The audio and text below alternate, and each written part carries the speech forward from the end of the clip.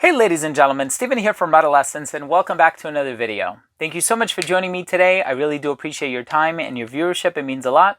And in today's episode, I'm going to be giving you my thoughts on a new fragrance by the company Dossier, and this one is called Floral Rose. So make sure to stay tuned.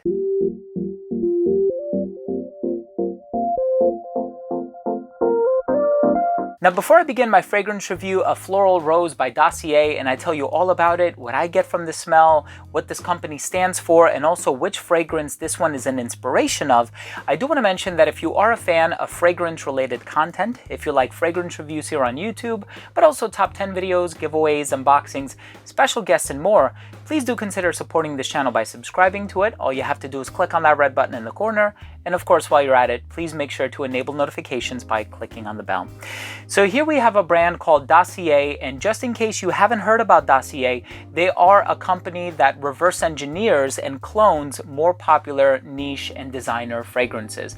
But they do so in such a way that their product is significantly more inexpensive, whereas the original might sell for $200, $300, or something in that vein. Now this one, if I'm not mistaken, is like $39, so it's very inexpensive. It's certainly on the lower end, especially considering the fact that this fragrance is their inspiration of Rose 31 by Labo, which is a very expensive fragrance. I think it's in the vein of like $190 or something like that, and this is a 50 ml bottle.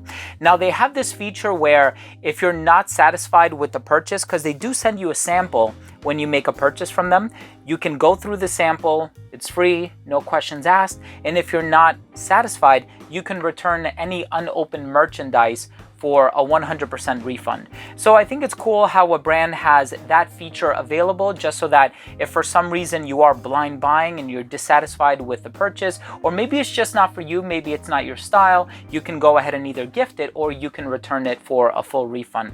I also want to mention that if I do find any discount codes and links to where you can get this one for a good price, I'm going to leave all of that information down below as well. So definitely make sure to utilize that if you are interested in picking this fragrance up or any other fragrance that they have to offer. And they also have a lot of other fragrances that you may recognize as well.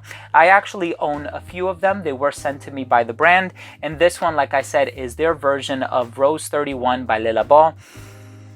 And I have to say, it is exactly what I remember from my Rose 31, of which I am an owner. I'm excited to tell you more about the smell. Let's start things off with the presentation.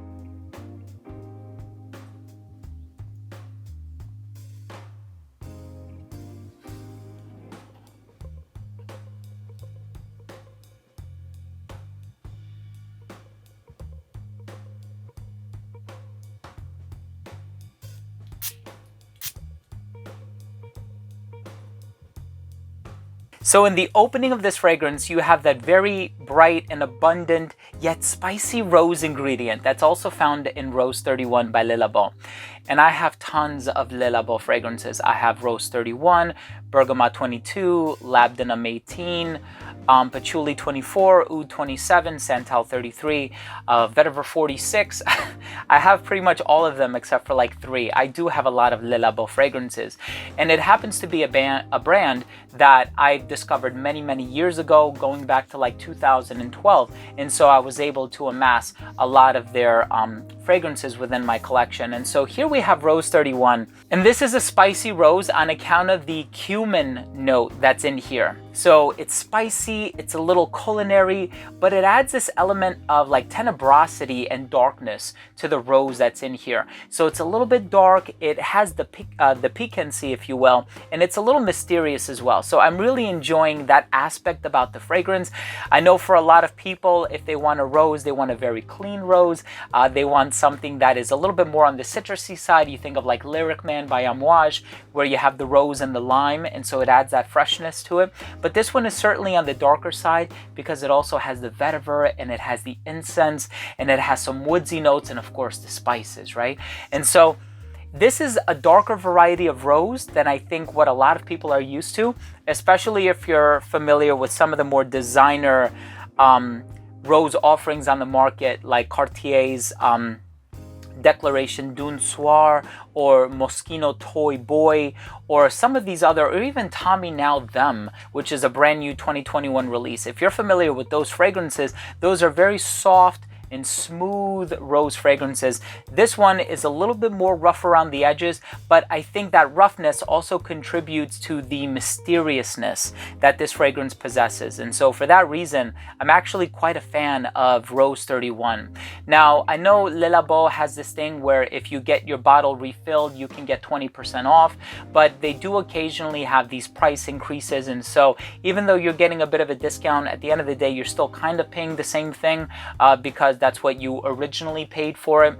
So I do like the fact that there is an alternative out there where just for $39, you can smell 95% like the real thing without having this feeling of, oh man, I should have been a little bit more frugal. So very close iteration, very satisfied with this one. Let's go ahead and finish things off with my overall assessment. So first up, in terms of the uniqueness and the overall smell, it's not a very unique fragrance because it is an inspiration of a more popular, albeit very expensive, niche fragrance. And so I do find the overall smell to be pleasant. I just know that there are a lot of people who favor rose ingredients or rose perfumes that are a little bit more on the clean and wispy side. This one is a little bit more on the dark and mysterious side, which is kind of what I like. And so I am a huge fan of this one, and the overall smell, in my opinion, is very pleasant, very mysterious, and something that'll definitely get you noticed, and it will turn heads as well. In terms of the longevity for this one, I got about 8 hours on my skin, so the longevity is very, very good. I like a lot of the ingredients that are in here are resolute and they're long lasting. They have that longevity to them. In terms of the projection, it was great for the first 2 hours of application. It radiated within an arm's length, and it didn't start to sit closer to the skin until about that 6-hour mark. And so that's what you can expect in terms of the performance for this one. But it is one of the longer lasting fragrances that I've encountered from Dossier and also from the brand Le Labo. Some of their lighter offerings being like Bergamot 22 and Thé Noir 29, if I'm remembering that correctly. In terms of the versatility for this one, I can see this one being worn comfortably in the spring, which is the season that we're about to enter, just because whenever I think of the spring, I think of flowers being in bloom, and of course rose is a flower, so it always puts me in that mindset. But I can see this one working really well when the weather is a little bit on the chilly side too, just because of the spices and the incense and the vetiver and the cedar wood and some of these other stronger base notes that are found in here. I think this one is perfectly unisex. I think this one will also cater to the sentiments and the preferences of somebody who's a little bit older. I think if you're in high school or college, you probably want one of the more mass marketed designer clubbing type fragrances that have that tonka bean sweetness about them. And so I would probably recommend this to somebody who's a little bit older and more interested in more refined and sophisticated fragrances.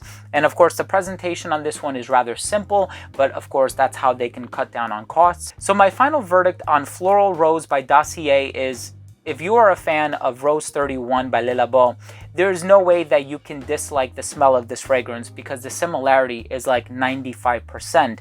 And also just to add that sort of commentary on the price, $39 is incredibly inexpensive, especially considering the price per ml when put up against the original. And so if you are looking to get a bargain, you're familiar with the DNA of Rose 31, but you can't possibly justify spending $200 for a 50 milliliter bottle, then I can understand why somebody would want to venture out into Dossier and check out their inspirations, if you will. And so very close, and I do like the fact that they have the return policy on the fragrance if for some reason you go through the sample and you're dissatisfied. So once again, I'm going to be leaving all of the information down below, including links and discount codes to ensure that you do get this one for the best possible price at the moment.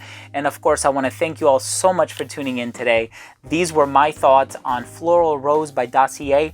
If you, owner, have tried this fragrance, let me know what you think. Leave a comment down below. Also, please don't forget to subscribe to this channel for future videos. If you did take something of value from this video, I would really appreciate that. And of course, while you're at it, make sure to enable notifications by clicking on the bell. Thanks again for watching. Love you all. We'll see you soon. Bye.